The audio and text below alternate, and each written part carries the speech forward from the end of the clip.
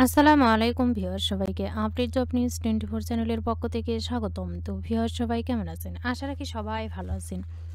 তো ভিউয়ার্স আজকে আমি যে বিষয়টি আলোচনা করব এটা হলো প্রাথমিক শিক্ষক নিয়োগ ইস্যুতে আপিল হবে, জানালেন গণশিক্ষা উপদেষ্টা।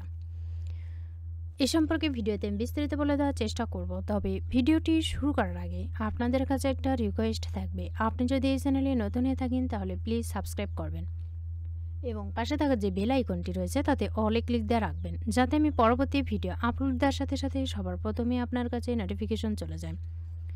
এছাড়াও আমি আমার চ্যানেলে নতুন নতুন ভিডিও আপলোড দিয়ে রেখেছি, চাইলে দেখে নিতে পারেন। তো চলুন দেখি। প্রাথমিক শিক্ষক নিয়োগ ইস্যুতে আপিল হবে, এটা প্রকাশ হয়েছে 21শে নভেম্বর 2024 দৈনিক শিক্ষা .com-এ। প্রাথমিক ও গণশিক্ষা মন্ত্রণালয়ের উপদেষ্টা অধ্যাপক ডাক্তার বিধান রঞ্জন রায় পোদ্দার বলেছেন, সরকারি প্রাথমিক বিদ্যালয়ে শিক্ষক পদে উত্তীর্ণ 6,531 জন প্রার্থীকে নিয়োগপত্র দেওয়ার যে সিদ্ধান্ত হাইকোর্ট স্থগিত করেছেন তার প্রেক্ষিতে আপিল করা হবে। বৃহস্পতিবার 21শে নভেম্বর দুপুরে টাঙ্গাইল জেলা প্রশাসকের কার্যালয়ে প্রাথমিক বিদ্যালয়ের শিক্ষকদের সঙ্গে মতবিনিময় শেষে সাংবাদিকদের প্রশ্নের জবাবে এসব কথা বলেন ডাক্তার বিধান রঞ্জন রায়।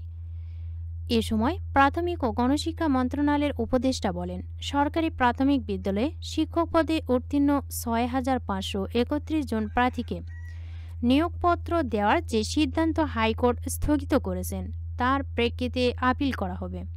কারণ এই নিয়োগ প্রক্রিয়া বিজ্ঞপ্তি, পরীক্ষা ও ফলাফল আগস্টের আগেই হয়েছে।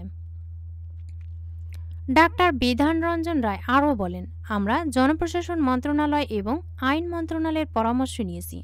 তারা মত দিয়েছেন আমাদের যে কোটা সংস্কারের বিষয়টা সেই প্রজ্ঞাপনটা জারি হয়েছে সেটি প্রথাপেক্ষভাবে কার্যকর নয়, সেটা যখন জারি হয়েছে সেটা তখন থেকেই কার্যকর।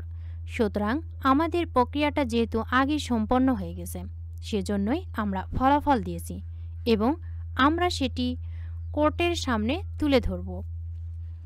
আগামী বছর নতুন বই বিতরণ প্রসঙ্গে উপদেষ্টা এ সময় বলেন, প্রাথমিকের পাঠ্য বই ছাপাতে দেওয়া হয়েছে, আশা করা যায় জানুয়ারির মধ্যে পাঠ্য বই বিতরণ করা হবে।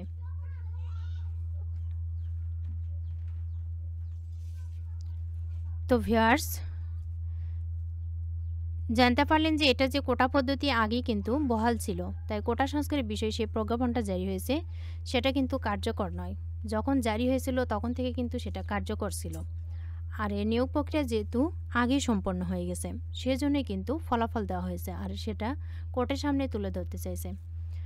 যেহেতু এখন যে নতুন কোটা পদ্ধতি বহাল করা হলো সেটার সাথে এটা সম্পৃক্ত হবে কিনা, আর এটা যেহেতু আগেই নিয়োগ বিজ্ঞপ্তি দেওয়া হয়েছিল সেই নিয়োগের আলোকেই কিন্তু এবং কোটা পদ্ধতি বহাল রেখেই কিন্তু ফলাফল প্রকাশ করা হয়েছে। কিন্তু তারপরে কিন্তু বিধান রঞ্জন রায় পোদ্দার বলেছেন যে এটা কিন্তু আবার নিয়োগ ইস্যুতে আপিল করা হবে, যেটা স্থগিত করা হয়েছিল 6 মাসের জন্য এটা কিন্তু আবার আপিল করা হবে।